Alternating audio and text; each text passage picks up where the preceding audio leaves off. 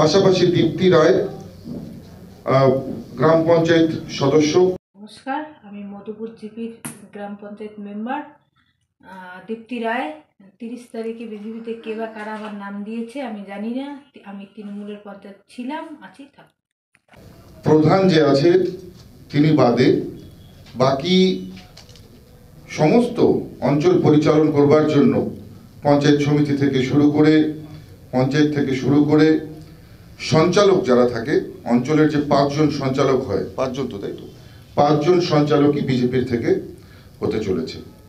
অর্থাৎ অঞ্চলের সমস্ত প্রশাসনিক কাজ করবার জন্য তৃণমূল কংগ্রেস থেকে এবারে বিজেপির উপরে প্রত্যেককে সেখানে নির্ভরশীল হতে হবে। আমরা আগেই বলেছিলাম যে বিজেপি একটা ভাউতাবাজি, এছাড়া মানুষকে ঠকানোর, মানুষকে বোকা বানানোর কারখানা তৈরি হয়েছে। কারণ যে মধুপুরে জয়নিং এর কথা বিজেপি বললো, বিজেপির এমপি এবং রাজ্যের কেন্দ্রের মন্ত্রী, সে দাঁড়িয়ে থেকে এমন একজন পঞ্চায়েত মেম্বারের নাম বলছেন যে কিনা ওই জয়নিং এ ছিলই না। এবং দীপ্তি সে নিজে বলছে যে আমি তো সেই জয়নিং এ ছিলাম না, আমি তৃণমূলে আছি, তৃণমূলে থাকবো, আমি কেন বিজেপিতে যাবো।